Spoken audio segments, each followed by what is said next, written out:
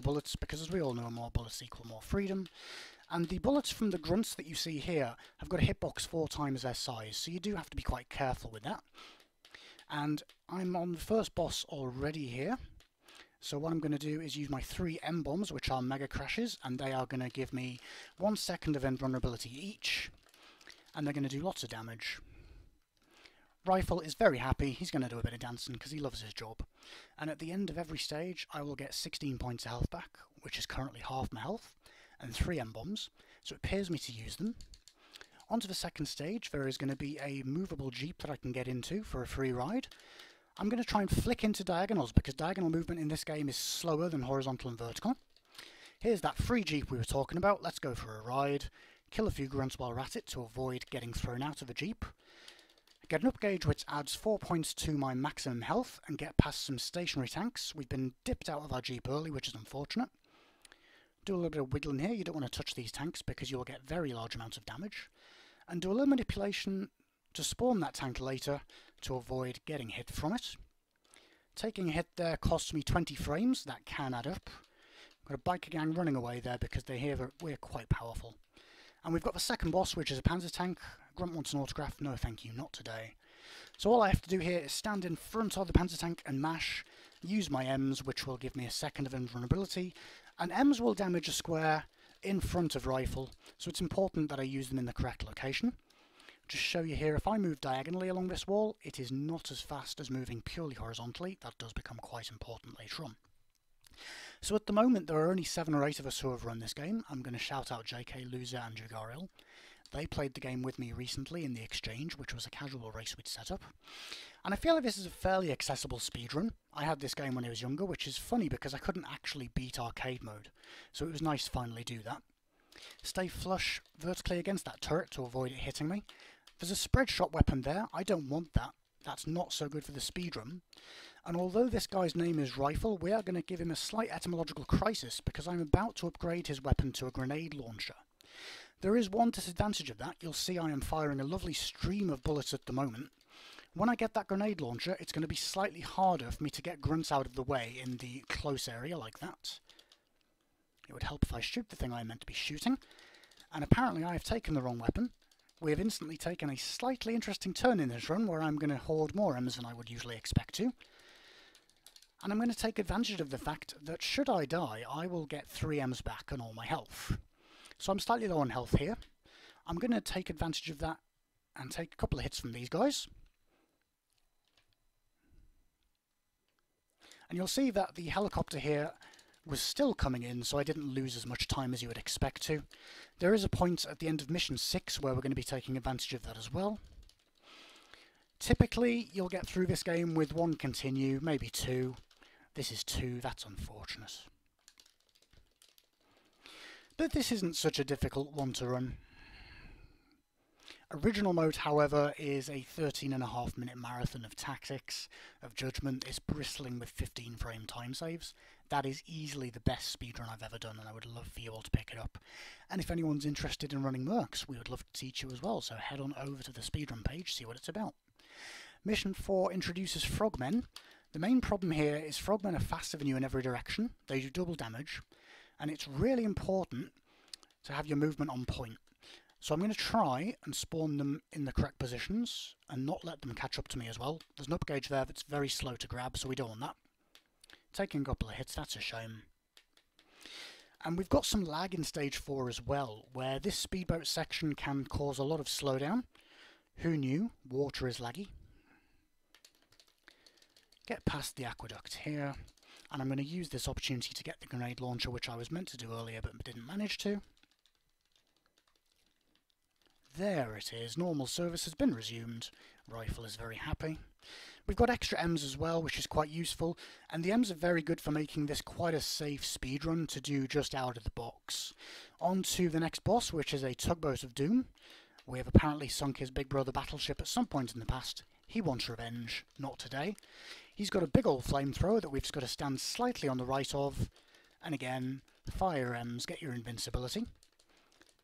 When you fire an M, you will do 20 damage to a boss immediately, so that can be quite useful to save one for the end of battles.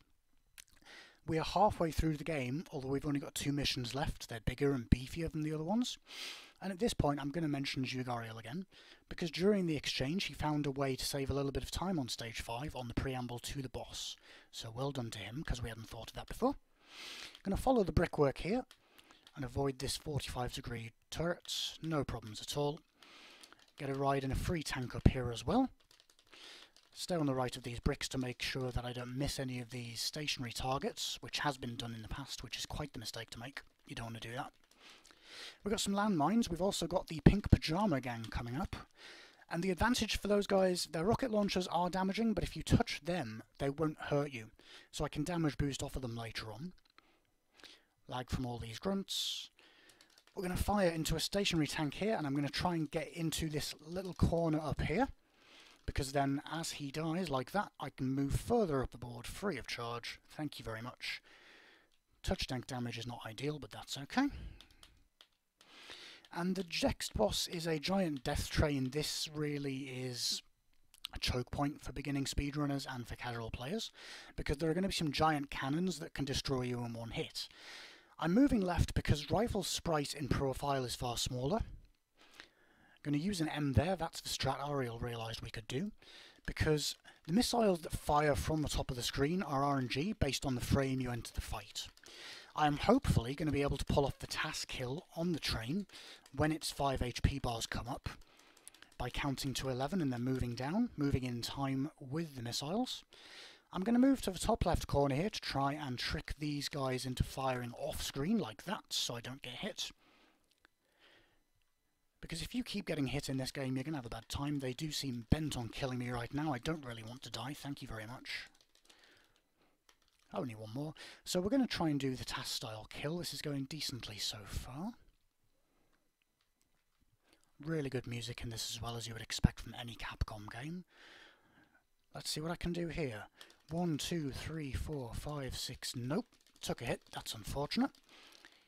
Should be able to get through unscathed though. So we save a couple of seconds there because anytime you use an M, it only affects the area in front of Rifle, not to the side. We're going to get health back for the final boss though, and for the final level, so we should be okay. And the final stage is the terrorist compound. They've got some morals, they've been paying their electric bills. There are some giant electric fences that can kill you in one hit, so we do have to be more careful. The difficulty is ramping up here.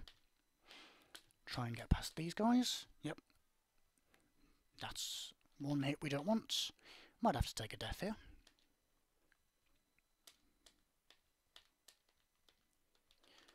And the world record now is down to 10:06, thanks to some advancements recently in small movement optimizations.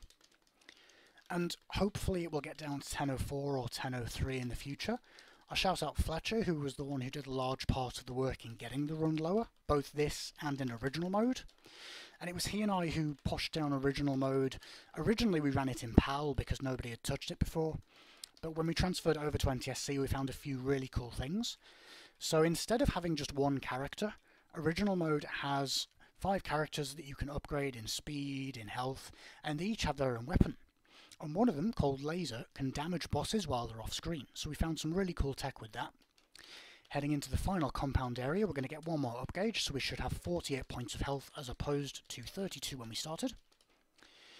And now it's the electric fences of doom. Bombs away. You can wait those out, but it is faster and more reliable to go there. And you will remember that I mentioned there is an opportunity to take a free death here. We're going to take advantage of that now, because we've got some vehicles here that will continue moving no matter what you do.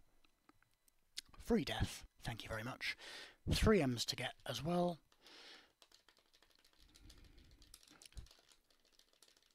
Fire and move across while they're dying. We've got some biplanes here. Any equipment will do, I suppose. I'm in a historically conservationist mood, so I'm going to leave them standing, because they are quite pretty after all. A couple of turrets here. Fire at the correct moment. And we're going to glitch the graphics out because the game doesn't expect us to get past that stage. We have got a computer-controlled missile bank here. It is very important to move left and right, not diagonally, in order to avoid these bullets firing at you. We've got a couple of M's we can fire as well, just for good measure. That's it. Job's a good one. Only the final rescue to go and the former president will be safe.